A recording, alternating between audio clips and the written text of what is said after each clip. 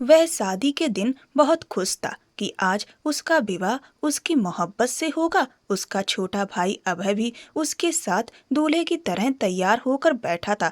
दोनों की आज शादी थी। वह अपनी मोहब्बत का बेसब्री से इंतजार कर रहा था। मगर फिर अचानक सामने दो दुल्हनें आईं। उनमें से एक पूरी तरह पारंपरिक घूंघट में थी और दूसरी बिल्कुल मॉडर्न अंदाज में सजी हुई थी। फिर दोनों खड़ी हुईं और अभय ने दुल्हनों के पास पहुंचते ही झुककर बिना घूंघट वाली दुल्हन की तरफ हाथ बढ़ाया तो उसने जल्दी से अपना हाथ अभय की तरफ बढ़ा दिया। अभय ने उसके हाथ को थाम लिया तो जैसे हिमांशु पर पूरा आसमान टूट पड़ा।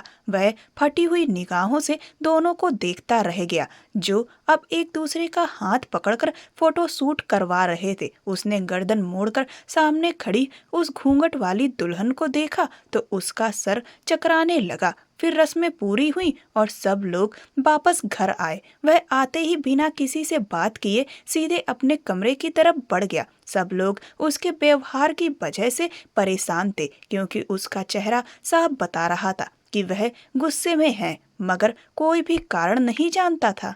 कमरे में आकर वह इधर उधर चहलकदमी करने लगा। कुछ देर बाद दरवाजा खटखटाया गया और उसकी कजिन बहन उसकी दुल्हन को अंदर छोड़कर बेड पर बैठा गई। वह गुमसुम सिर झुकाए बैठा था। उसका दिल एक अनजानी जलन में सुलग रहा था। कुछ देर के बाद वह उठा और ठंडे पानी से शावर लेने चला गया। शावर लेकर जब वह बाहर आया तो उसकी पत्नी उसी तरह चुप बैठी थी। उठो यहाँ से, मुझे सोना है, वह तल्ख आवाज में बोला तो वह धीरे से उठी और बिना कुछ कहे अपने कपड़े लेकर वॉशरूम की तरफ चली गई। वह सोने की कोशिश कर रहा था मगर नींद आंखों से बहुत दूर थी। उसने करवट लेकर सोई हुई अपनी पत्नी को देखा, फिर गुस्से में उठकर छत पर गया और सिगरेट सुलगाकर कस लेने लगा। ध्यान आने पर उसने मुड़कर देखा तो उसकी पत्नी खड़ी थी। हिमांशु, आप ठीक हैं? वह घबराई हुई आवाज में बोली तो वह उसे गुस्से में घूरता हुआ पलटा।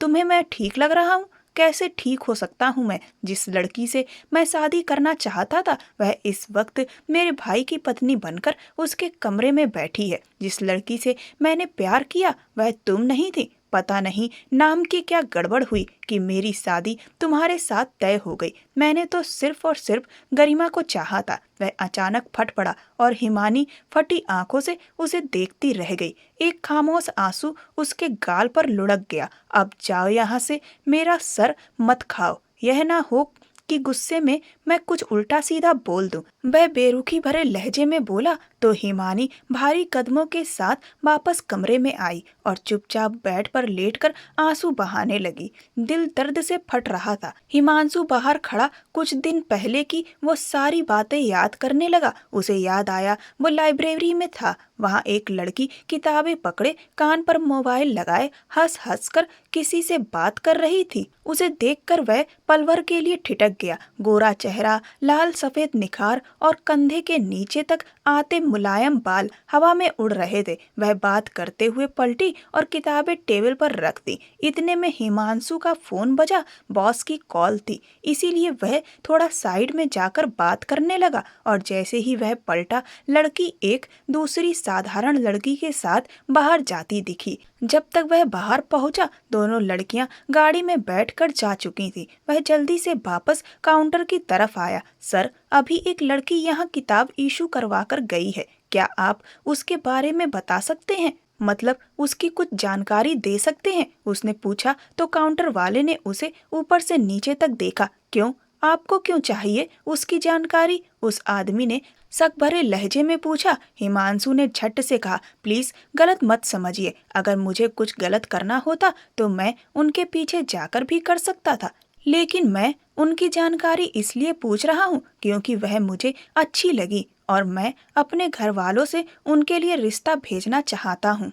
काउंटर वाला थोड़ा नरम हुआ। ठीक है, दे देता हूँ, लेकिन ध्यान रखना वो बहुत अच्छी लड़की है। उसके साथ कुछ गलत मत करना। फिर उसने बताया कि उसका नाम हिमानी है और वह इस लाइब्रेरी में अक्सर आती रहती है। हिमांशु ने हिमानी का नंबर लिया और घर पहुंचते ही उसे मैसेज किया कि वह अपने माता पिता को रिश्ता भेजने की बात करेगा। इधर हिमानी आज लाइब्रेरी जाना चाहती थी, लेकिन उसने जबरदस्ती अपनी बहन गरिमा को साथ ले लिया।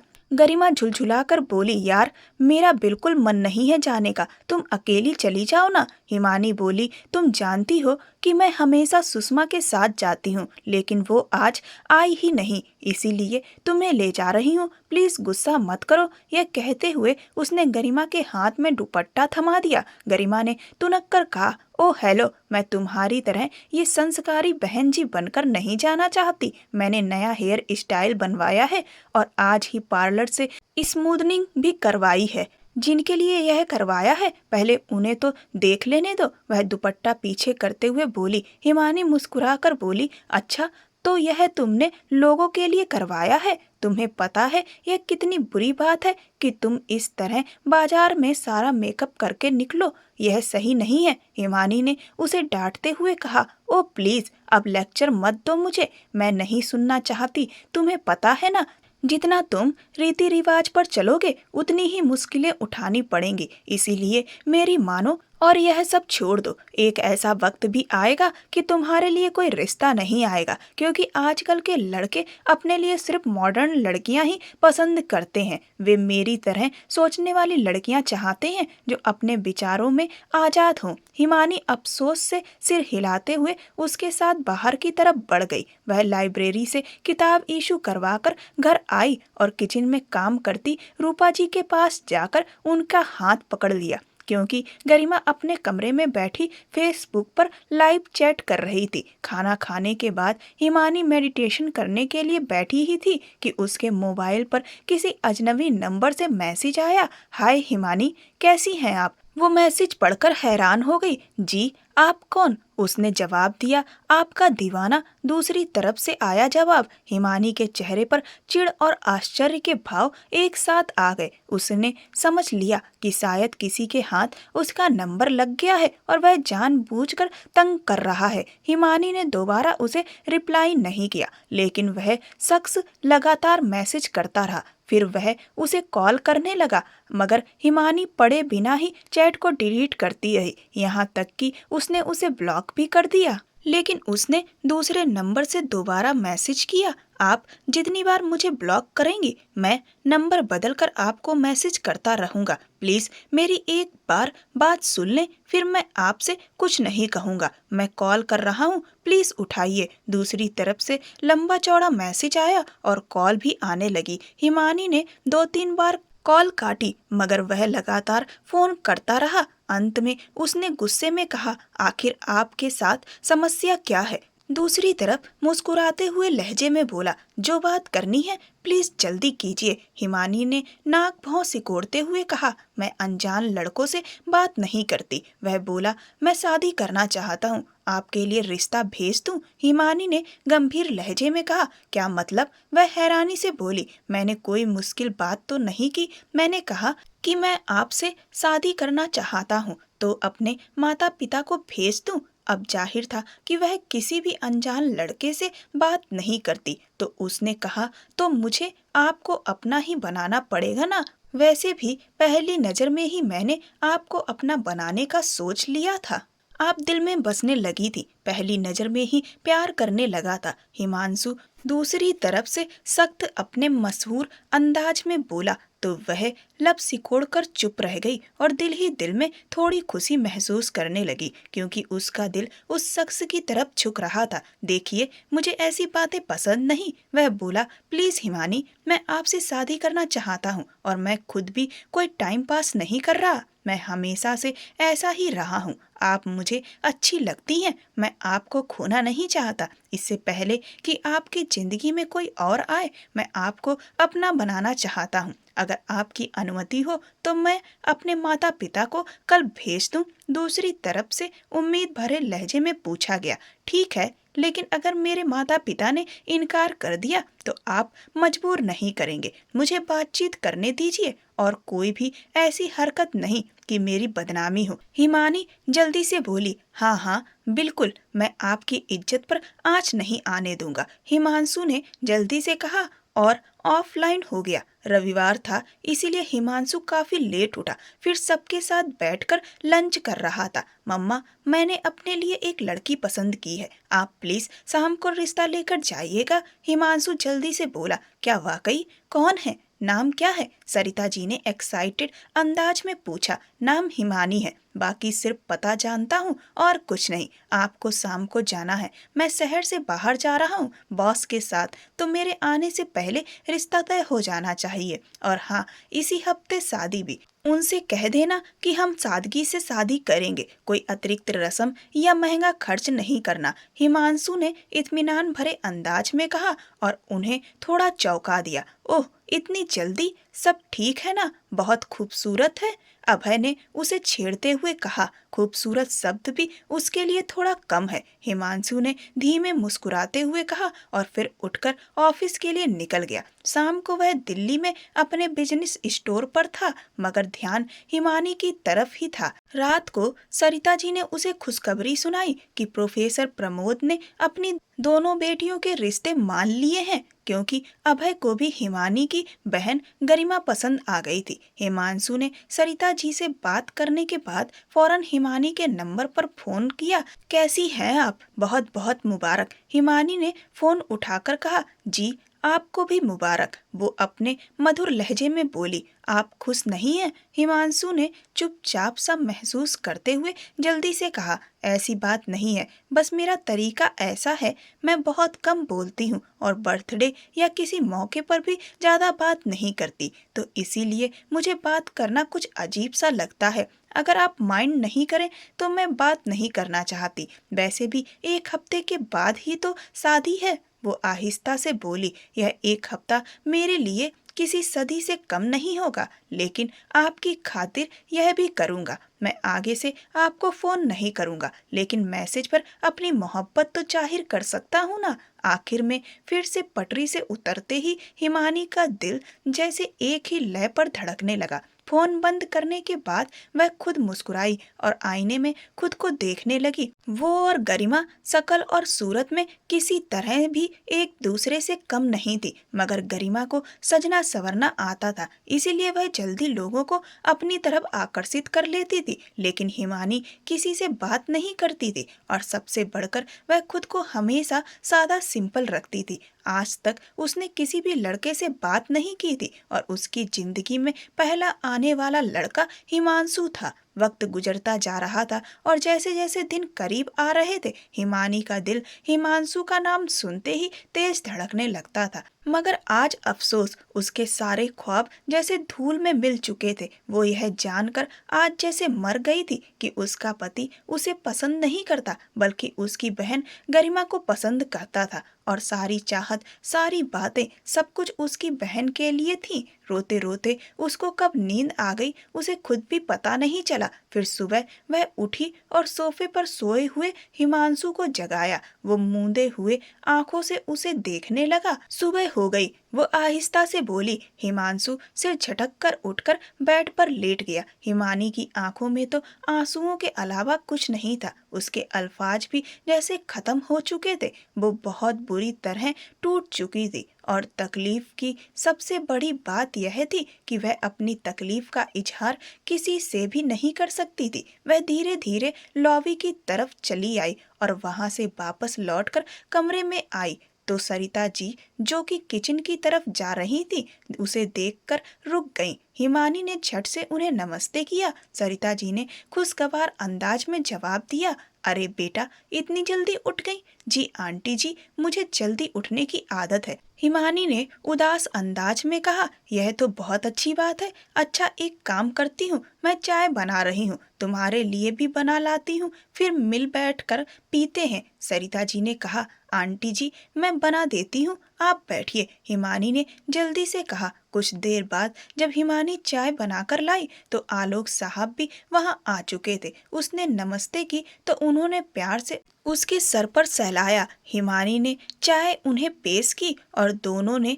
पीकर उसे ढेरों आशीर्वाद दिए। कुछ देर बाद वह कमरे में आई। हिमांशु वॉशरूम से नहाकर निकला और ड्रेसिंग टेबल के सामने खड़ा स्प्रे कर रहा था। हिमांशु ने निगाहों से उसे देखा और फिर अपने कपड़े निकालने के लिए अलमारी की तरफ बढ़ा। उसी वक्त वह भी उसकी तरफ आई और दोनों का जबरदस्त सामना हुआ। वह गिरने ही वाली थी कि हिमांशु ने जल्दी से उसे पकड़ लिया, उसे कंधों से उठाकर धीरे धीरे ऊपर किया। हिमानी को ऐसा महसूस हुआ जैसे उसका दिल सीने से बाहर निकल जाएगा।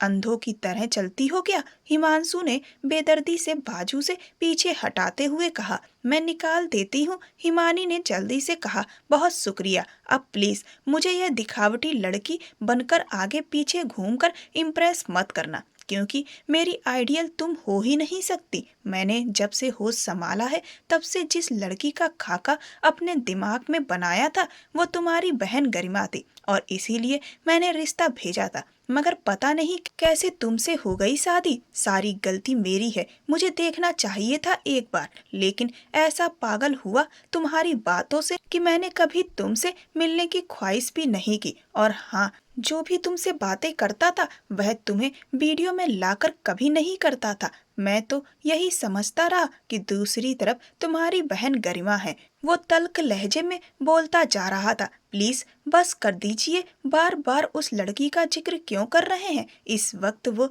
आपके भाई की पत्नी है, आप इस तरह उनका रिश्ता खराब करेंगे? आपको ऐसी बात अब सोचना भी नहीं चाहिए, हिमानी ने जज्बाती अंदाज में कहा। हिमांशु नागवारी से उसे देखने लगा। मुझे ये लेक्चर मत देना और ना ही मैं लेक्चर सुनना पसंद करूंगा। और हाँ, अपने काम से काम रखा करो, वो शर्ट लेते हुए बोला और फिर कपड़े निकाल कर चेंज करने लगा। उसका मूड भी काफी खराब था, मगर दूसरी तरफ अभय और गरिमा काफी खुश थे। ब्रो, हम लोग मनाली जा रहे हैं हनीमून के लिए, तो आप भी साथ चलिए ना। नाश्ते की मेज पर सब बैठे थे, तभी अभय ने कहा, मुझे कहीं नहीं जाना, तुम लोग जाओ, मैं एक प्रोजेक्ट पर काम कर रहा हूँ। अगर वह प्रोजेक्ट हमें मिल गया तो मेरा प्रमोशन होगा, मेरा ध्यान सारा उसी पर है। फिर उसने मुंह साफ करते हुए उठकर नौकरानी से कहा, मोनी मेरे लिए चाय बनाकर लाइब्रेरी में भेजना। वो कहते हुए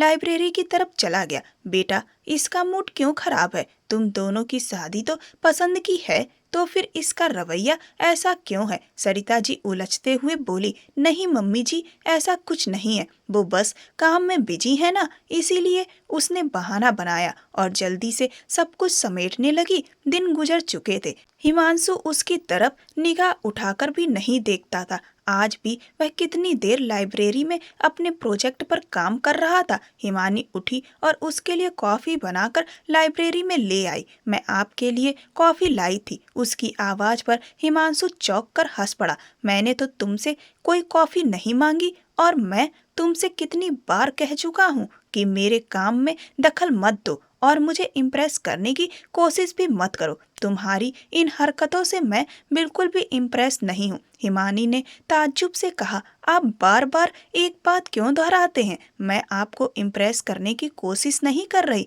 मैं ऐसी ही हूँ। मुझे एहसास हुआ है कि आपके सर में दर्द होगा, इसीलिए यह कॉफी लेकर आई हूँ, आप पीकर रिलैक्स फील करेंगे। हिमांशु इस बार बेहद गुस्से में बोला और कॉफी जोर से जमीन पर दे मारी। तुम्हारी इतनी हिम्मत कि तुम मुझसे इस तरह बात करोगी? हिमानी अपने कानों पर हाथ रखकर डर गई। दफा हो जाओ यहाँ से और प्लीज मुझे अपनी शकल मत दिखाना दोबारा, हिमांशु चिल्लाकर बोला और वो रोते हुए वहां से चली गई। फिर दोबारा हिमानी ने उसका कोई काम नहीं किया, क्योंकि वह बार बार अपनी इज्जत को ठेस नहीं पहुंचाना चाहती थी। हिमानी गुमसुम सी आज भी बाहर बैठी देख रही थी कि तभी दरवाजा खुला और हिमांशु अंदर दाखिल हुआ। उसके हाथ में एक बॉक्स था। यह मैं तुम्हारे लिए सारे लाया हूँ, आज रात फंक्शन है तो उसमें तुम यही पहनोगी और प्लीज खुद को अच्छी तरह से तैयार करना, हिमांशु ने कहा। फिर बिना उसकी बात सुने वापस पलट गया। वह चलती हुई बेड के पास आई और बॉक्स खोलकर देखा। उसमें एक स्लीवलेस साड़ी थी। हिमांशी ने उसे थामकर मोबाइल से साड़ी पहनने का तरीका देखा। फिर फ्रेश होने के बाद उसने साड़ी बांधी, फिर अपना मेकअप किया। दीवार के शीशे में खुद को देखने लगी। यह मिस्टर कुमार की चॉइस तो बहुत अच्छी है, वो दिल ही दिल में उसे दाद देने लगी। कुछ देर बाद वो शॉल ओढ़कर बाहर आई। हिमांशु ने उसे नागवारी से देखा। यह क्या किया तूने? सारी साड़ी की ग्रेस खत्म कर दी। यह तंबू ओढ़कर उतारो इसे, वो नागवारी से बोला। सॉरी, मैं यह नहीं उतार सकती, हिमानी ने संजीदगी से जवाब दिया। ठीक है, तो फिर तुम घर में ही रहो, मैं तुम्हें अपने साथ लेके नहीं जा सकता। अरे, मेरी बेइज्जती करवानी है क्या? हिमांशु गुस्से से चिल्लाया। सरिता जी उसके चिल्लाने पर बाहर आई और सारा मामला समझ गई। तुम्हारा दिमाग खराब हो गया है, तुमने उसे ऐसे ही पसंद किया था और अब इसी बात पर ऐतराज है तुम्हें? सरिता जी ने उसे लताड़ते हुए कहा। मैंने कभी इसे पसंद किया ही नहीं था, गलतफहमी में इससे रिश्ता हो गया, जबकि मैं तो गरिमा को पसंद करता था और उसी के लिए रिश्ता भेजा, मगर गलतफहमी यह हुई कि मैंने उसे हिमानी समझ लिया। हिमांशु तल्ख लहजे में बोलता चला गया। सरिता जी सन्नाटे में रह गईं और मुंह पर हाथ रखकर सन्न रह गईं। फिर एक निगाह उसके आंसू पर डाली। बहुत हो गया, यह बात तुमने कह दी और यह आखिरी बार होगा। इसके बाद सरिता जी ने कड़क लहजे में कहा, दोबारा यह तुम्हारे मुंह से मत निकलने देना। अरे, तुमने सोचा भी कैसे? लोग क्या कहेंगे? अगर यह बात फैल गई तो हद होती है किसी चीज की। अब चुपचाप इसे लेकर पार्टी में जाओ, वरना अच्छा नहीं होगा। माँ, बस कर दे, सरिता जी ने उसकी बात काटते हुए हिमानी से कहा। जाओ बेटा, तू फिक्र मत कर, इसे अब मैं सीधा करूंगी, सरिता जी ने उसका सर सहलाते हुए बोला। हिमानी टूटे दिल से उसके पीछे चली गई। पार्टी में पहुंची तो हर कोई उसे अजीब निगाहों से देख रहा था। कुछ लिबरल महिलाएं उसकी शॉल का मजाक बना रही थी तो वह उनकी तरफ बढ़ी। आप जिस ड्रेस में है ना, क्या मैंने आपसे कुछ कहा? जब मैंने आपसे कुछ बोला नहीं तो आप मेरे बारे में क्यों राय बना रही हैं? और आपने क्या कहा? मैं अनपढ़ गवार तो नहीं, बल्कि मैं आपको बताती चलूं, मैंने फैशन मैनेजमेंट में मास्टर किया है, क्योंकि मैं फैशनेबल और ट्रेडिशनल दोनों तरीके के कपड़े डिजाइन करना चाहती हूँ। और रही बात कपड़ों की, तो हर इंसान को अपनी पसंद के कपड़े पहनने की आज़ादी है। आप जैसे चाहें वैसे कपड़े पहन सकती हैं और मैं जैसे चाहूँ वैसे पहन सकती हूँ। न मुझे आपको भला बुरा कहने का शौक है और ना ही आपको किसी और के पहनावे के बारे में कुछ अनावश्यक कहना चाहिए। और रही बात अनपढ़ गवार की, तो वह आप हैं जिन्हें दूसरों को इज्जत देना नहीं आता। हिमानी यह बात बोलती जा रही थी और पूरी पार्टी में जैसे सन्नाटा छा गया। हिमांशु एक साइड पर मुट्ठियां बांध कर खड़ा था। फिर वह गुस्से में उसकी तरफ पलटा और उसका हाथ थामते हुए वहां से चला गया। बाहर आकर उसे फ्रंट सीट पर बैठाया और गुस्से से गाड़ी को स्टार्ट करके वहां से निकल गया। तुम्हारे साथ प्रॉब्लम क्या है? कुछ आगे जाकर हिमांशु ने गाड़ी रोकते हुए उसकी तरफ मुड़कर गुस्से से पूछा। मैंने अब क्या किया है? हिमांशु तल्ख लहजे में बोला। इतनी अनजान मत बनो, वहां पर सबके सामने तुमने मुझे इंसल्ट करवा दिया। तुम्हें पता है जिसके साथ तुमने बदतमीजी की उसके साथ मैं अगले प्रोजेक्ट पर काम करने वाला हूँ। अगर तुम्हारी वजह से मेरा प्रमोशन रुका तो मैं तुम्हें छोड़ूंगा नहीं। मेरी इज्जत कुछ मायने नहीं रखती तुम्हारे लिए। वहाँ लोग मेरी इंसल्ट कर रहे थे, तब मैंने जवाब दिया। हिमानी तल्ख लहजे में बोली, यह तुम्हारी जुबान बहुत तेज है। वैसे तो तुम बड़ी सीधी बनती हो, मगर इतना भी नहीं पता कि पति के सामने जुबान इतनी खोलनी नहीं चाहिए। और इसके बावजूद तुम, हिमांशु ने गुस्से में चिल्लाया, मैंने तो सिर्फ बात कही है, कोई जुबान बेकार में नहीं चलाई। आपको तो मेरी हर बात से ही प्रॉब्लम है, निकाल दीजिए अपनी जिंदगी से, हिमानी रोते हुए बोली। हिमांशु आगे बढ़ा और उसके सामने दरवाजा खोलते हुए बोला, जाओ, दफा हो जाओ, बहुत जल्द तुम्हें तलाक देकर अपनी जान छुड़वा लूंगा। हिमानी बेवजह डर के मारे उसे देखने लगी। आप जानते भी हैं कि आप क्या कह रहे हैं? उसकी फटी फटी आवाज में सवाल था। तुमने यही कहा ना कि निकाल दीजिए मुझे अपनी जिंदगी से, तो मैं निकालना चाहता हूँ पहले से ही, सो प्लीज बाहर निकलो। हिमांशु गुस्से में बोला। मैं इतनी रात को कहाँ जाऊंगी, आप मुझे माँ के घर छोड़ दें। हिमानी अपनी शॉल से आंसू पोंछते हुए बोली, यह मेरी प्रॉब्लम नहीं है, यहाँ बहुत सारी टैक्सियां गुजरती होंगी, तुम जा सकती हो। हिमांशु ने इंतहाई सख्ती से कहा। हिमानी चुपचाप बाहर निकल गई। हिमांशु गाड़ी में बैठा और सड़क पर तेजी से चला गया। हिमानी वहीं सड़क पर बैठकर जोर जोर से रोने लगी। कुछ देर बाद एक गाड़ी उसके पास रुकी और उसमें से दो लड़के बाहर निकलकर उसकी तरफ बढ़े। वह घबराकर मुड़कर भागने लगी, लेकिन सामने से आती गाड़ी से टकराकर नीचे गिर गई। उसी समय गाड़ी से हिमांशु बाहर आया। वह तेजी से उसके पास पहुंचा और उसे अपने गले से लगा लिया। हिमानी उसे देखकर डर गई थी, लेकिन उसने उसे थाम लिया और हिमांशु ने उसे गाड़ी में बिठाया। फिर ड्राइविंग सीट पर बैठकर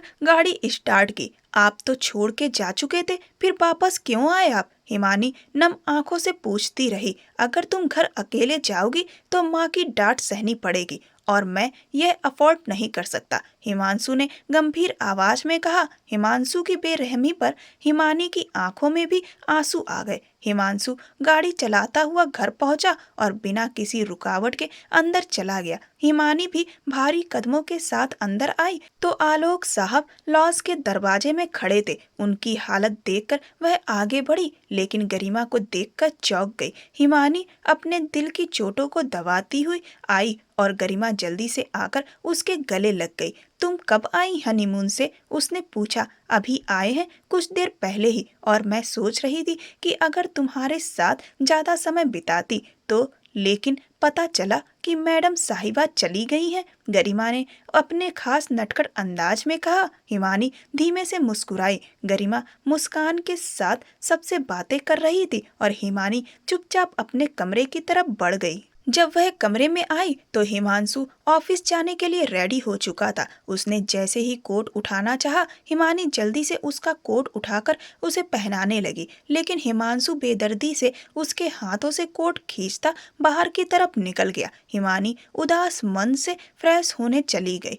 उस दिन के बाद से एक दिन भी ऐसा नहीं था कि हिमांशु ने उससे ठीक से बात की हो। पहले थोड़ी बहुत बात कर लेता था, मगर अब कुछ बोलता ही नहीं था। उसकी निगाहों में अजीब सी सर्दपन और बेरुखी थी। हिमानी जब भी बात करने की कोशिश करती, वह उसे इग्नोर करके चला जाता, जैसे उसका वजूद ही मौजूद ना हो। यह सब देखकर वह थक चुकी थी और आज उसने आर पार करने का मन बना लिया। अगर मैं तुम्हें पसंद नहीं हूँ तो प्लीज मुझे छोड़ दीजिए, क्योंकि तुम खुद को और मुझे दोनों को तकलीफ में डाल रहे हो। मैं ऐसे नहीं जी सकती। जब हिमांशु ऑफिस से आया तो उसने गिड़गिड़ाते हुए कहा, तुम अपनी मर्जी से जा सकती हो, मैंने तुम्हें रोक रखा है क्या?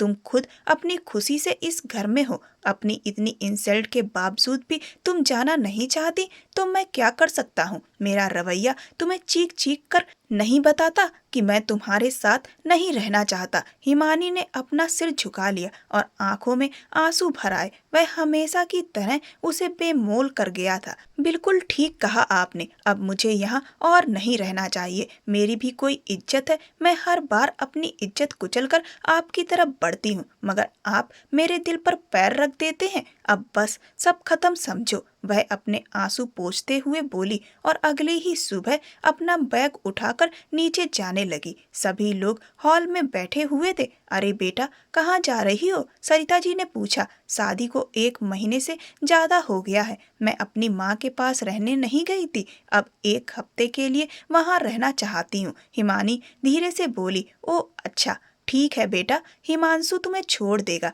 सॉरी माँ, मैं ऑफिस के लिए लेट हो गया हूँ, मैं छोड़ नहीं सकता। टैक्सी करवा दो, वैसे ही चली जाओ। हिमांशु ने अपने स्मार्ट लहजे में कहा। सरिता जी चुपचाप सोच रही थी कि गाड़ी के होते हुए वह क्यों जाएगी टैक्सी में। सरिता जी ने उसे समझाते हुए कहा, चुपचाप उसे लेकर चले जाओ, वरना मेरे गुस्से को तुम अच्छी तरह जानते हो। सरिता जी गुस्से में बोली और हिमांशु लव खींचकर उसे मजबूरन साथ लेकर चला गया। उम्मीद है तुम जल्दी सब कुछ सबको बता दोगी, अपने पेरेंट्स को भी, वे भी यह समझ जाएंगे। मैं अपनी माँ को समझा लूंगा, हिमांशु ने कहा। जब वह गाड़ी से उतरने लगी, हिमानी ने पूछा, क्या कहूंगी मैं सबसे, वह भी मुझे बता दो। हिमानी टूटे हुए लहजे में बोली, जो सच है वह कह दो। और मैं जानता हूँ तुम्हारे बाबा साहब काफी समझदार हैं, वे किसी अनचाहे रिश्ते में तुम्हें कभी मजबूर नहीं करेंगे। इतना कहकर हिमांशु गाड़ी में बैठा और वहां से चला गया। हिमानी भारी दिल के साथ अंदर आई। उसे यहाँ आए कुछ दिन हो चुके थे और रूपा जी उसकी हालत देखकर परेशान हो रही थी। एक दिन भी हिमांशु ने चक्कर नहीं लगाया था, जबकि इस दौरान गरिमा पति के साथ 3-4 बार वहां आ चुकी थी और उसके चेहरे की खुशी साफ दिखाई देती थी, मगर हिमानी मुरझाई सी रहती थी। मुझे सच सच बताओ, क्या हुआ कि तुम्हारा हिमांशु के साथ कोई झगड़ा हुआ है बेटा? रूपा जी ने पूछा। हिमानी बेबस होकर उनकी गोद में सिर रखकर रो पड़ी। कितने दिनों से भीतर दबा गम बाहर निकल आया था। प्रोफेसर प्रमोद साहब गुस्से में मुट्ठियां बांधे बैठे थे। उनके बेटे नहीं थे, मगर उनकी बेटियां उन्हें बहुत प्यारी थी, खास तौर पर हिमानी, जो उनकी बड़ी बेटी थी और इतनी संस्कारी कि दिल खुश हो जाता था। मगर आज उनकी लाडली बेटी, जिनकी आंखों में आज तक उन्होंने आंसू नहीं आने दिए थे, किसी बेदर्दी ने उसकी आंखों में आंसू भर दिए थे।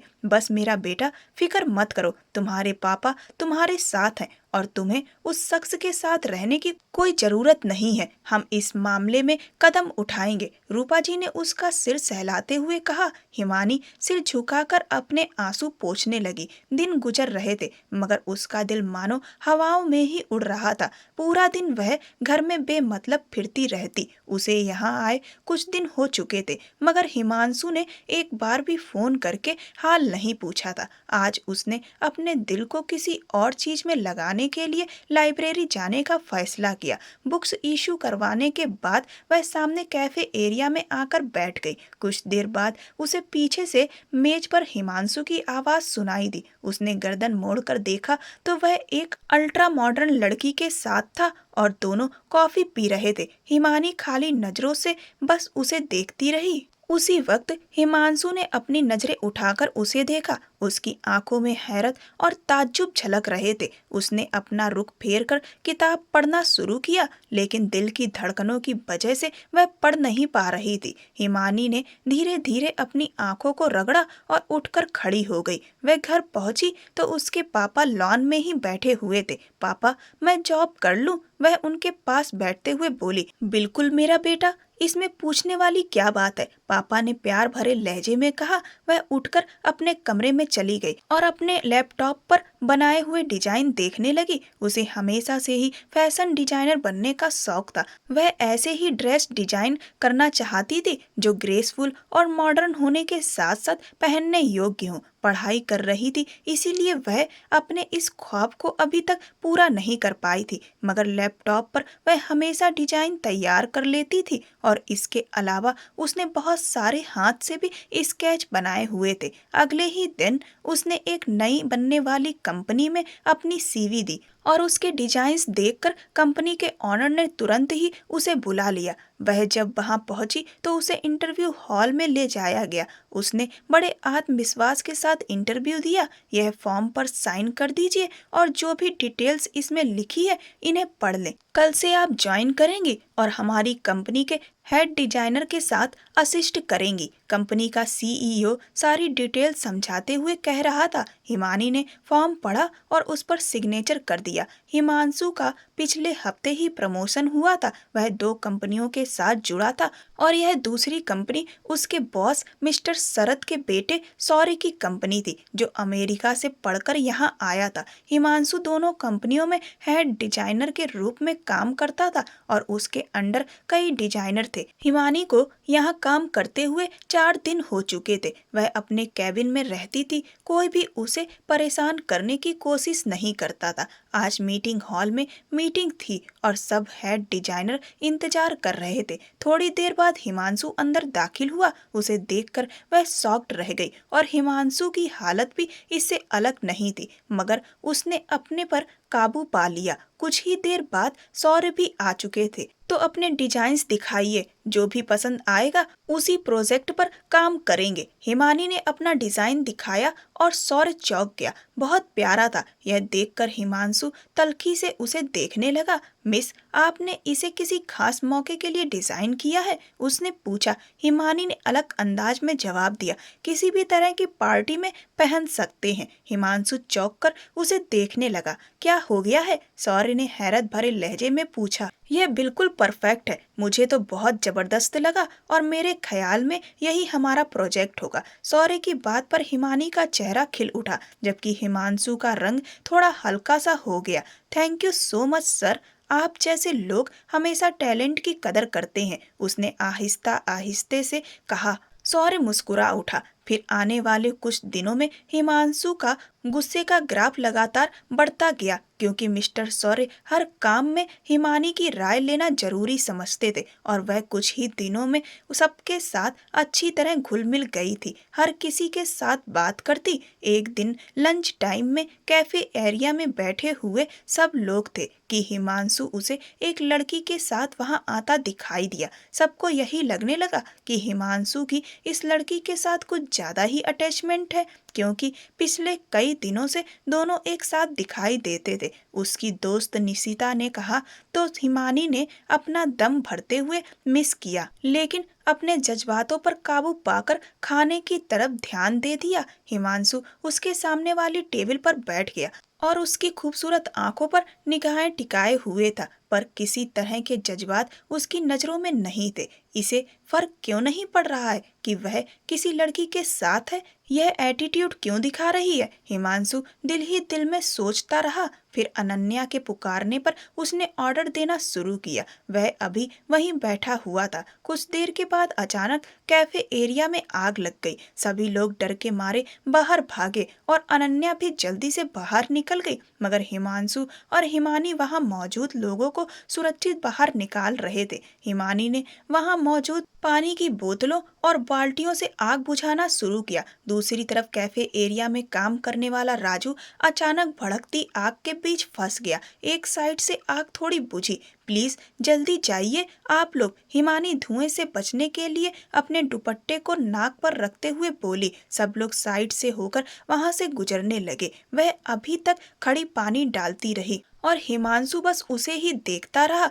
कुछ देर बाद बाकी लोग भी हिमानी को देखकर पानी भर भर के आग पर डालने लगे। हिमानी को धुएं और धूल से एलर्जी थी, लेकिन इसके बावजूद उसने लोगों की जान बचाने के लिए खुद को जोखिम में डाल दिया। राजू को भी बचा लिया। 10 में से 10 लोग सही सलामत वहां से निकल आए थे और आग भी पूरी तरह बुझ चुकी थी, मगर किचन पूरी तरह जल चुका था और आग बुझने के बाद धुआं काफी बढ़ गया था। सभी लोग धीरे धीरे वहां से निकल गए और हिमानी भी बाहर जाने के लिए कदम बढ़ा रही थी कि अचानक धुएं की वजह से उसे सांस लेने में मुश्किल होने लगी। उसने गहरी सांस लेने की कोशिश की, लेकिन उसका दिल तेजी से धड़क रहा था और उसे लगा जैसे सांस अटक रही हो। उसके पैर कमजोर पड़ गए और वह जमीन पर गिर पड़ी। हिमांशु वहां सभी को पानी पिला रहा था और उसकी नजर इर्द गिर्द हिमानी को खोज रही थी। हिमानी कहाँ है? उसने बेताबी भरे अंदाज में पूछा।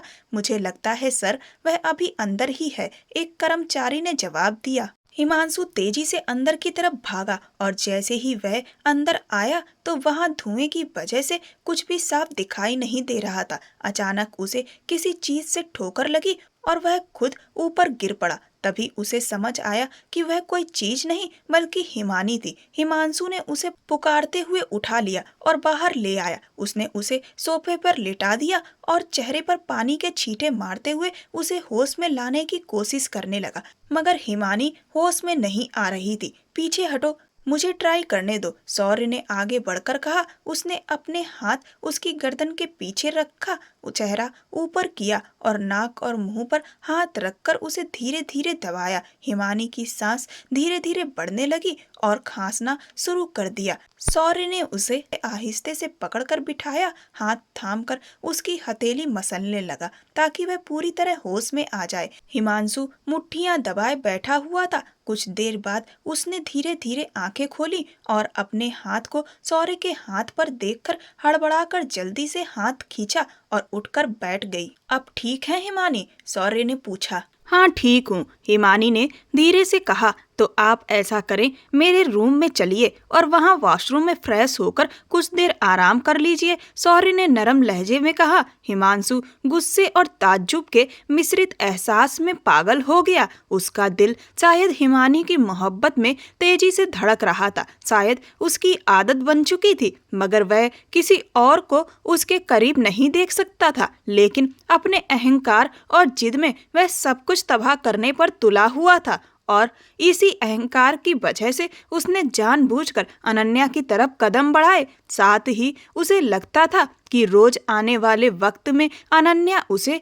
कई बुलंदियों तक ले जाएगी, क्योंकि वह बेहद आत्मविश्वासी और आधुनिक लड़की थी। हिमानी वह उठकर सौर्य के रूम की तरफ बढ़ गई और मुंह और हाथ धोकर सोफे पर बैठ गई। यूं ही बैठे बैठे उसे नींद आने लगी। हिमांशु बाहर बैठा उसे नजरों से देखता रहा। जैसे ही अनन्या आई, वह सिर झटक कर उसकी तरफ मुड़ गया। अनन्या हमेशा की तरह उसकी बेबाकी के सामने जीत रही थी। पिछले 15 दिनों से अनन्या के साथ उसका अफेयर चल रहा था और दोनों कई बार डिनर और लंच कर चुके थे। हिमांशु, आप मेरे घर रिश्ता कब भेजेंगे? अनन्या ने उसके हाथ की उंगलियों में अपनी उंगलियां फंसाते हुए पूछा। बहुत जल्द, हिमांशु ने धीरे से कहा और बाहर देखने लगा। सौर्य अपने क्लाइंट से बात करके अपने रूम की तरफ बढ़ा। जैसे ही वह अंदर दाखिल हुआ, उसकी नजर सोफे पर बैठी सोई हुई हिमानी पर पड़ी और वह अचानक ठिठक गया। खूबसूरती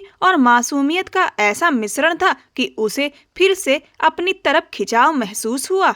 ना जाने उस लड़की में ऐसी क्या कशिश थी कि उसका दिल बार बार उसकी तरफ झुक रहा था। सौर्य, जो सामान्यतः रिजर्व और संभल कर रहता था, पूरी तरह आधुनिक और परिपक्व था। अब अपनी भावनाओं पर काबू नहीं रख पा रहा था। वो 32 साल का शख्स आज भी कभी किसी लड़की के आगे झुका नहीं था, मगर उसे नहीं पता था कि यह लड़की उसे अलग ही दुनिया की क्यों लग रही थी। शायद उसका शांत अंदाज उसे बेहद भा गया था। सौर्य मोहब्बत भरी नजरों से उसे देखता हुआ चेयर पर बैठ गया। मोबाइल की घंटी बजने पर उसका ध्यान टूटा और हिमानी की नींद खुल गई। वह हड़बड़ाकर उठी और बाहर की तरफ बढ़ गई। शाम के वक्त वह घर के लिए निकल ही रही थी। हिमांशु ने उसके पास आकर गाड़ी को रोका। हिमांशु ने हल्के गुस्से में पूछा, क्या बात है? तुम इस कंपनी की ऑनर को फंसाने की कोशिश कर रही हो? ऐसा क्या जादू कर रही हो उन पर कि वो तुम पर इतने मेहरबान हो गए,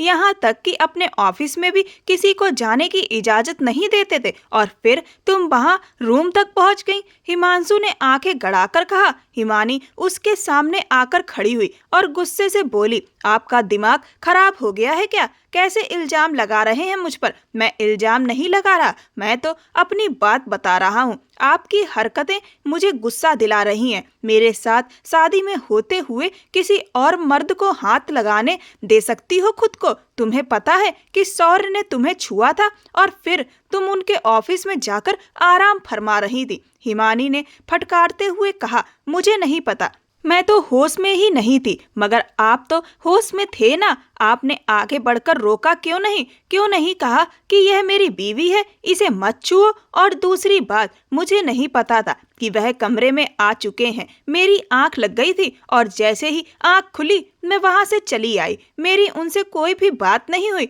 और सबको अपने जैसा मत समझो। हिमानी इंतहाई गुस्से में आगे बढ़ने लगी तो हिमांशु ने उसका बाजू थाम लिया और उसे अपने सामने खड़ा कर दिया। मेरी बात अभी खत्म नहीं हुई है। मैं तुम्हें कुछ बताना चाहता हूँ। मैं जिसे चाहता हूँ मुझे वह मिल चुकी है। अनन्या के साथ मैं बहुत सुकून महसूस करता हूँ। वह सुकून जो मैंने तुम में कभी भी महसूस नहीं किया, उसे देखकर लगता है कि वह मेरी जिंदगी की पार्टनर बनने लायक है। हिमांशु यह सब कहते हुए उसकी इज्जत पर वार करता जा रहा था। उसने खुद पर काबू पाते हुए हिमांशु के सामने खड़ा रखा। हिमानी ने गुस्से और थोड़ा दुख के मिश्रित लहजे में पूछा, तो मुझे यह सब क्यों बता रहे हैं? हिमानी ने शांत होकर कहा, आप जाइए, जाकर शादी कीजिए। मैंने तो आपको मना नहीं किया, ऐसा ही करूंगा। मैं सिर्फ तुम्हें बता रहा हूँ और तुम्हारी इजाजत नहीं ले रहा। हिमांशु ने अपनी ठोस आवाज में कहा। फिर वह अपनी गाड़ी में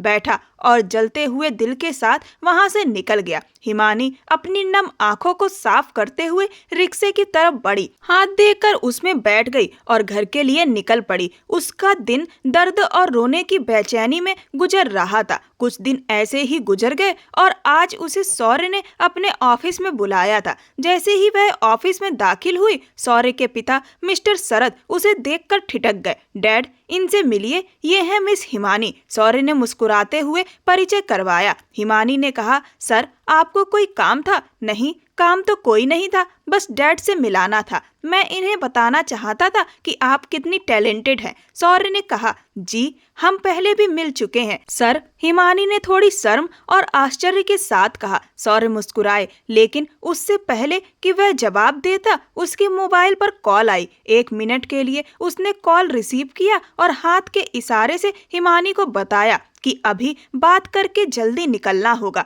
डैड, हमें अभी और इसी वक्त निकलना होगा। मिस्टर क्रूज एयरपोर्ट पहुंचने वाले हैं और हमें जाकर उन्हें पिक करना है। सौर्य ने अपना कोट पहनते हुए कहा। ओके, हिमानी ने हल्के से कहा और उसकी बात समझते हुए तैयार हो गई। ओके सर, फिर मुलाकात होगी। हिमानी मुस्कुराते हुए शरद जी से कहती हुई बाहर की तरफ बढ़ गई। सौर्य उसके पीछे एक नजर देखकर चुपचाप चल पड़ा। सौर्य ने अपने मेहमानों को पिक करने के बाद उन्हें होटल में ठहराया और घर लौट आया तो उसके डैड मिस्टर शरद वहीं उसका इंतजार कर रहे थे। अरे आप अभी तक जाग रहे हैं? उन्होंने दीवार पर लगे घड़ी की तरफ देखकर पूछा। हाँ, बहुत जरूरी बात करनी थी आपसे, इसीलिए जाग रहा था। सौर्य ने माथा मसलते हुए कहा, सब खैरियत है ना? तुमने 2 दिन पहले जिस लड़की को पसंद करने की बात की थी, वह हिमानी है क्या? मिस्टर शरद ने पूछा। जी डैड। सौर्य मुस्कुराया। क्या आपको मालूम है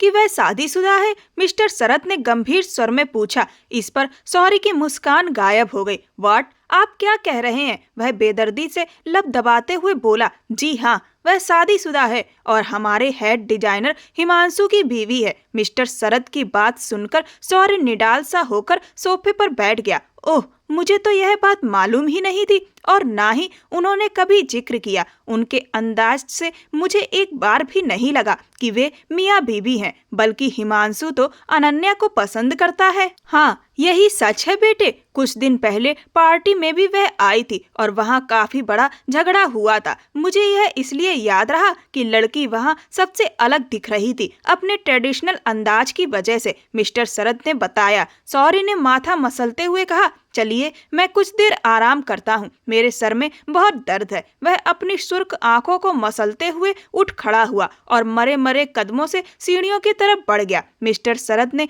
आंखें झपकाईं और बेटे की तरफ देखा। उनके बेटे ने जिंदगी में दुख के अलावा कभी बहुत कुछ नहीं देखा था। महज 7 साल की उम्र का था सौर्य जब शरद सर्ग अपनी पत्नी से अलग हुए थे। तब सौर्य अपने माँ बाप के अलगाव की वजह से काफी रोया था। फिर वह अपने अंदर ही सिमटता चला गया। लेकिन पिछले कुछ दिनों में सौर्य को इतना खुश देखा गया था कि मिस्टर शरद उसे खुश देखकर खुद भी खुश थे। लेकिन आज उनका बेटा फिर से टूट गया था। अगले कई दिनों तक सौर्य बहुत परेशान रहा और वह हिमानी और हिमांशु पर काफी गुस्सा था, जिन्होंने अपने रिश्ते की हकीकत छुपा रखी थी। आज सब लोग मीटिंग में मौजूद थे और सौर्य सर ने सबके जाने के बाद हिमानी को वहीं रुकने को कहा। हिमानी चेयर पर बैठी और सवालिया निगाहों से सौर्य सर की तरफ देखने लगी। आपने इतनी बड़ी सच्चाई क्यों छुपाई मिस हिमानी? उसने कहा। कैसी सच्चाई? हिमानी ने हैरानी से पूछा। यही कि आप शादीशुदा हैं और आपके पति हिमांशु हैं। उसका लहजा कड़वा था। सर, मैंने कोई सच्चाई नहीं छुपाई। मेरा रिश्ता टूटने की कगार पर है। 2 महीने पहले शादी हुई थी और तलाक की बातें चल रही हैं, हिमानी ने जवाब दिया। हिमानी की बात सुनकर सौर्य एकदम चौंक गया। क्यों? तलाक क्यों हो रहा है? यह आप हिमांशु से पूछ लें। मुझे सिर्फ इतना ही बताना था। मैं अपने पर्सनल मैटर दूसरों से शेयर नहीं करती।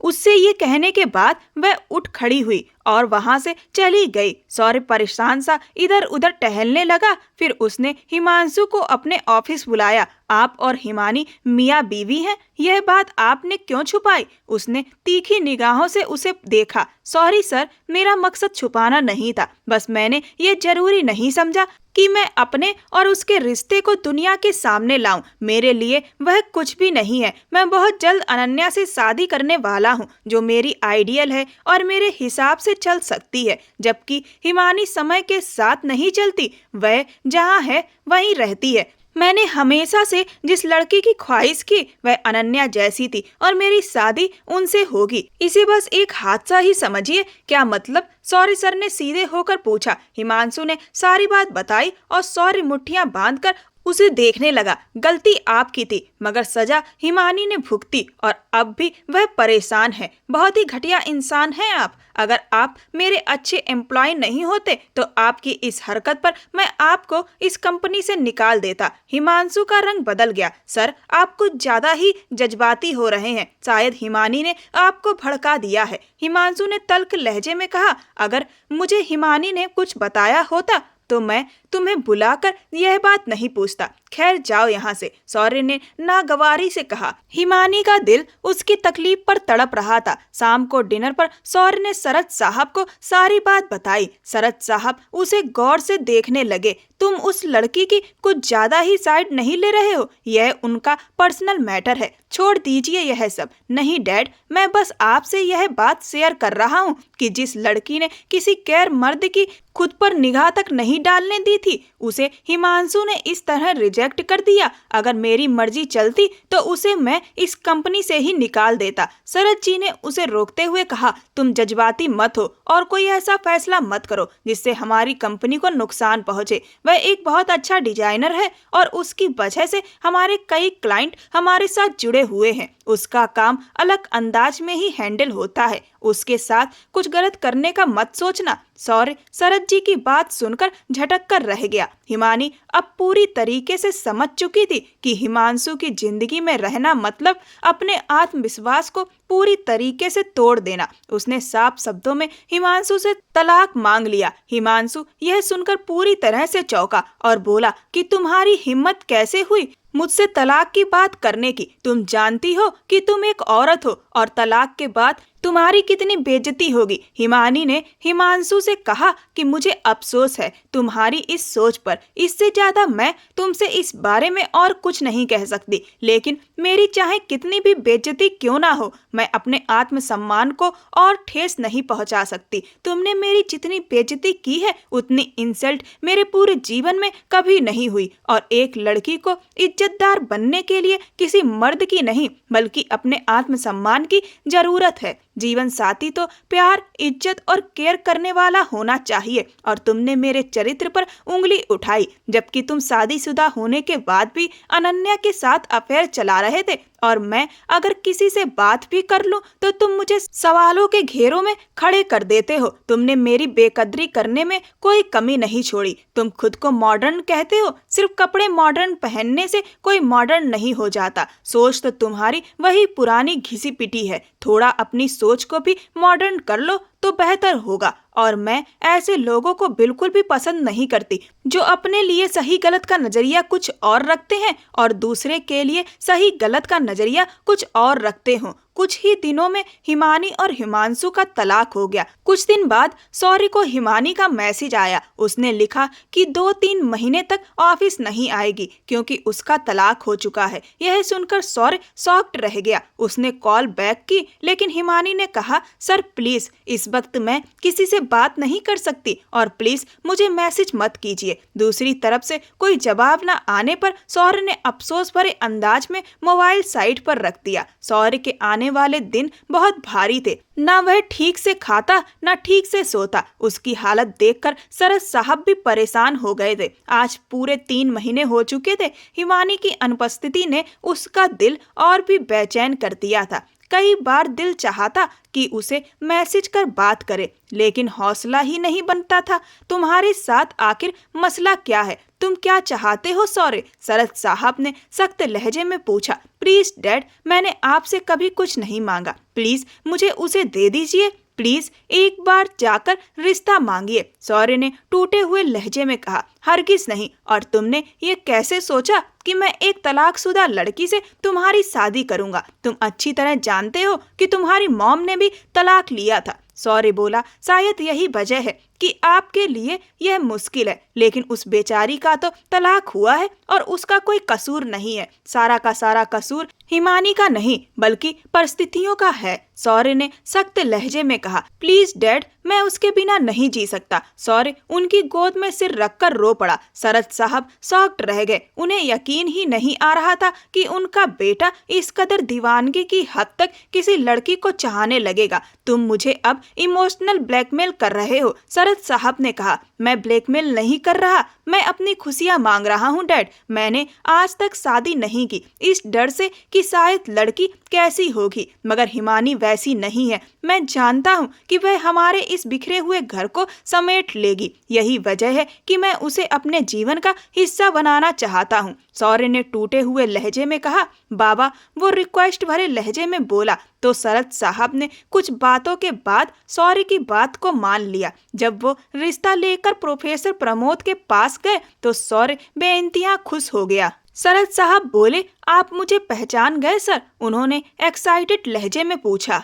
प्रोफेसर प्रमोद ने हल्का सा मुस्कुराते हुए जवाब दिया, इतने नेक और अच्छे इंसान को कैसे भूल सकता हूँ। मेरी यूनिवर्सिटी में सबसे अच्छे इंसानों में से एक थे आप। हमेशा दूसरों की मदद के लिए तैयार, दूसरों के दुख पर दुखी और खुशियों पर खुश, कैसे भूल सकता हूँ मैं? शरद जी ने भी धीमा सा मुस्कुराते हुए सिर हिलाया। कुछ बातचीत के बाद प्रोफेसर प्रमोद ने पूछा कि ये रिश्ता लेकर आने की वजह क्या है? शरद जी ने गंभीर लहजे में कहा, दरअसल मेरा बेटा सौर्य आपकी बेटी से शादी करना चाहता है, हिमानी से। प्रोफेसर प्रमोद के चेहरे का रंग बदल गया। उन्होंने गंभीर अंदाज में कहा, आप जानते भी हैं कि आप क्या कह रहे हैं? और शरद साहब, आपको मालूम है कि मेरी बेटी तलाकशुदा है? शरद जी ने मजबूती से कहा, हमें मालूम है और तलाक की वजह भी जानता हूँ। मुझे उस शख्स पर अफसोस है, लेकिन आपकी बेटी मेरे घर में शान से रहेगी। उसे वह इज्जत और मुकाम मिलेगा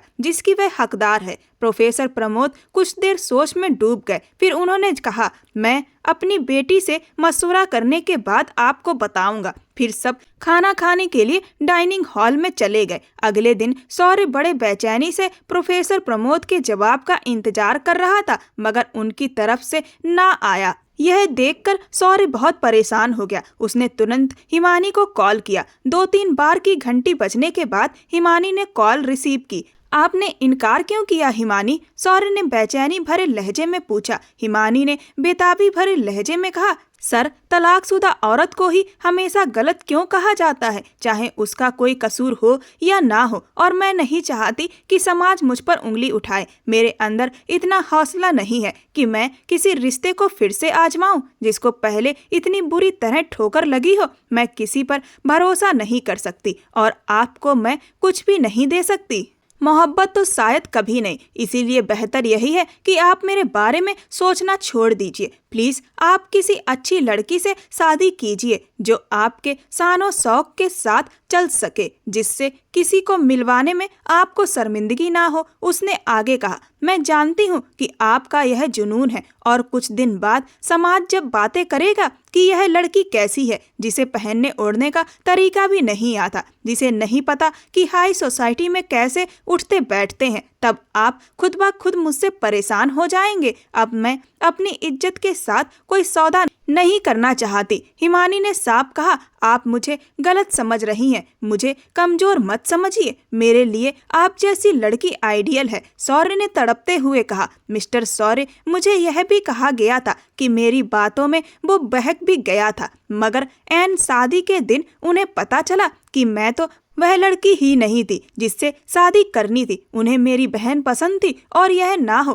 कि आपको भी कोई और पसंद आ जाए। हिमानी ने इंतहाई कड़वे लहजे में कहा। शौर्य बोला, आप मुझे गलत समझ रही हो। एक बार मुझ पर यकीन कीजिए प्लीज, और इसके बदले आप मुझसे कुछ भी मांग सकती हैं। मैं गारंटी के तौर पर देने को तैयार हूँ, लेकिन अगर मैं कभी आपको धोखा दूं तो आप मुझे इसके जरिए सजा दे सकती हैं। जो भी गारंटी मैं दूंगा वह साफ और स्पष्ट होगी। हिमानी बोली, कोई भी समझौता या शादी के नाम पर मुझे मजबूर मत कीजिए। वो फोन काटते ही ठंडी सांस लेने लगी। फिर उसकी माँ और बाबा ने उसे मनाने की बहुत कोशिश की, मगर हिमानी के फैसले में कोई बदलाव नहीं आया। उसके भविष्य को लेकर सोच सोचकर प्रोफेसर प्रमोद की तबीयत बिगड़ गई थी। आधी रात का वक्त था जब रूपा जी चीख चीख कर उसे पुकारने लगी। हिमानी भागती हुई उनके कमरे में पहुंची और देखा कि उसके बाबा बेहोश पड़े थे। उनके हाथ पांव जैसे ठंडे हो गए थे। अब समझ ही नहीं आ रहा था कि सारे मामले कैसे हैंडल किए जाएं, और हिमानी को गाड़ी चलाने की भी कोई जानकारी नहीं थी। हिमानी ने बेइख्तियार कांपते हुए हाथों से शौर्य को कॉल किया और उसकी बात सुनते ही वह फौरन वहां पहुंच गया। पूरी रात और अगला पूरा दिन वह हॉस्पिटल में ही मौजूद रहा। आपकी बहुत शुक्रगुजार हूँ मैं, हिमानी ने अपने बाबा की हालत संभलते ही शुक्रिया भरे अंदाज में शौर्य से कहा। अगर आप शुक्रगुजार हैं तो फिर मुझसे रिश्ते के लिए हाँ बोल दीजिए, ताकि आपके बाबा भी हर किस्म की टेंशन से फ्री हो जाएं। शौर्य ने उम्मीद भरे लहजे में कहा। हिमानी ने एकटक उसके चेहरे की तरफ देखा। तो आप एहसान के बदले यह चाहते हैं मुझसे? ठीक है, मुझे मंजूर है, लेकिन मुझसे किसी किस्म की मोहब्बत की उम्मीद मत रखिएगा। वह सख्त लहजे में बोलती हुई कमरे की तरफ बढ़ गई। उसके इकरार पर शौर्य का चेहरा खिल उठा। अगले हफ्ते उनका सादगी से विवाह हुआ। वहीं से उसे विदा कर दिया गया। पूरा घर रोशनियों से सजा हुआ था और उसका काफी जोरदार स्वागत किया गया। कुछ देर बाद हिमानी को एक आलीशान कमरे में लाकर बिठाया गया। उसे ऐसा महसूस हो रहा था जैसे वह किसी महल में है। पूरे कमरे में हर चीज सफेद थी। उसने बेइख्तियार सामने ग्लास वॉल की तरफ देखा और फिर उठकर उसके पास आई। सामने चांदनी से भरा स्विमिंग पूल था। हिमानी को ऐसा महसूस हुआ जैसे चांद पानी में उतरकर नहा रहा हो। वह बस इस मंजर को देख रही थी। इतना सब होते हुए भी हिमानी को यह पता ही नहीं चला कि शौर्य कमरे में आ चुका है। जब वह अपने ध्यान में गुम थी, वह पीछे खड़े शौर्य से टकराई ही थी कि उसने जल्दी से उसे पकड़ लिया। शौर्य की आंखों में मोहब्बत का समंदर छलक रहा था। शौर्य ने थोड़ा सा आगे होते हुए उसे गले से लगा लिया। उसने आंखें बंद कर ली। क्या हुआ? आप तो एकदम से डर गईं, शौर्य ने पूछा। वह उसके करीब आते हाथ को देखकर सिर हिलाते हुए पीछे हट गई, यहाँ तक कि हिमानी पीछे ग्लास वॉल से जा लगी। वह ग्लास वॉल पर अपने दोनों हाथ टिकाए खड़ी थी। शौर्य ने उसका हाथ थाम लिया। शौर्य पीछे हुआ तो हिमानी ने लबों पर हाथ रखकर हिचकियों से रोना शुरू किया और फिर उसकी साइड से होती हुई वह वॉशरूम की ओर चली गई। उफ शौर्य, तुमने क्या कर दिया? एक बार तो इजाजत ले लेते। तुमने बिना इजाजत के मुझे कैसे छुआ? वह खुद को ही कोसने लगी। कुछ देर बाद वह धुले धुले चेहरे के साथ बाहर आई और बेड से तकिया उठाकर सोफे की तरफ बढ़ने लगी। प्लीज हिमानी, आप बेड पर ही लेट जाइए। मैं अब आपकी इजाजत के बिना आपको हाथ नहीं लगाऊंगा, शौर्य ने नरम अंदाज में कहा। कुछ ताज्जुब के बाद वह बेड के किनारे पर लेट गई। शौर्य ने गहरी सांस भरी और दूसरी साइड पर आकर लेट गया। वह उसके पास होने से ही खुश था और इसी बारे में सोचते सोचते सो गया। सुबह आँख खुली तो उसने सिर घुमाकर दूसरी साइड देखा। बेड खाली था। वह उठकर बैठा और सामने का मंजर काफी दिलकश था। खुले बालों में हिमानी ग्लास वॉल के सामने खड़ी थी। वह धीरे धीरे चलता हुआ उसके पास आया। गुड मॉर्निंग स्वीटहार्ट, वह मुस्कुराया। हिमानी ने जवाब देने के बाद दोबारा स्विमिंग पूल की तरफ देखने लगी। उसने ग्लास वॉल को पीछे हटाया। इसे करीब से देख ले। सौर्य ने मुस्कुराते हुए कहा। हिमानी चहकते हुए अंदर चली गई। बाहर का मंजर काफी खूबसूरत था। सुबह की ठंडी हवा ने उसका स्वागत किया और हिमानी के अंदर जैसे सुकून उतर गया। वह वहां रखी चेयर पर टेक लगाकर बैठी और उसे देखने लगी। स्विमिंग पूल के अंदर वह किसी चीज को तलाश रही थी। कुछ देर बाद दरवाजा नॉक हुआ और नौकरानी ट्रॉली घसीटते हुए अंदर आई। गुड मॉर्निंग, आपकी मॉर्निंग टी। थैंक यू गीत, नाश्ते में मेन्यू मैंने भेज दिया है, सारा नाश्ता वही बनाइएगा, हिमानी ने मुस्कुराकर कहा। नौकरानी वापस पलट गई। आइए बीबी साहिबा, अपने पति को चाय बनाकर दीजिए ताकि आपके हाथ की चाय पीकर मेरा दिन अच्छा शुरू हो सके। हिमानी मुस्कुराई, पास आकर दूसरी चेयर पर बैठी और चाय बनाने लगी, मगर उसके बाल बार बार आगे को आ रहे थे। अगर इजाजत हो तो इन्हें समेट दूं। उसकी बात पर हिमानी ने निगाहें उठाकर उस अजीब और गरीब इंसान को देखा जो उसे इस तरह ट्रीट कर रहा था जैसे वह कोई शहजादी हो। मैं समेट कर आती हूँ, वह कहती हुई उठने लगी तो सौर्य ने जल्दी से हिमानी का हाथ थामकर उसे बिठाया और खुद अंदर से जाकर उसका क्लिप उठा लाया। फिर उसने उसके बालों को समेटकर हल्के से उसके गालों के पीछे किया। अब जल्दी से चाय बना दीजिए, मैं भी पीकर देखूं कि मेरी बीवी साहिबा चाय कैसे बनाती हैं, वह मुस्कुराकर बोला। हिमानी ने चाय बनानी शुरू की और सौर्य कुर्सी पर टेक लगाए बस उसके चेहरे की हर अदाएं देख रहा था। हिमानी को उसकी बेवाक नजरों की वजह से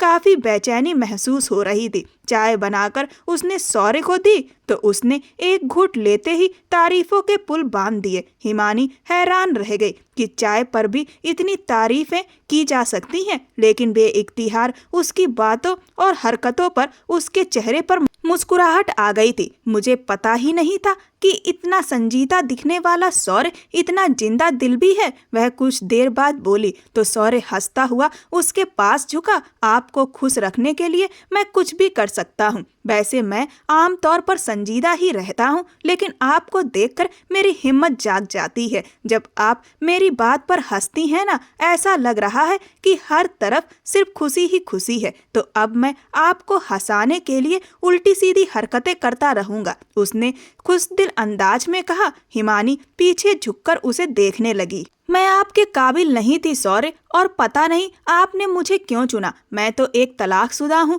जिसे कुछ पल के लिए ब्याह किया गया और फिर ऐसे फेंक दिया गया जैसे कोई कबाड़। वह सर झुकाकर बोली, आइंदा आपने यह बात कही ना तो मैं आपसे बात नहीं करूँगा। आप किसी की वजह से ऐसा मत कहिए, आप बहुत काबिल हैं, आप दुनिया की बेस्ट लड़की हैं और हिमांशु जैसे बेकदरी इंसान की वजह से आप खुद को बार बार अंडर एस्टिमेट क्यों करती हैं। आप कोई चीज नहीं हैं, सौर्य ने गंभीर और प्यार भरे अंदाज में कहा।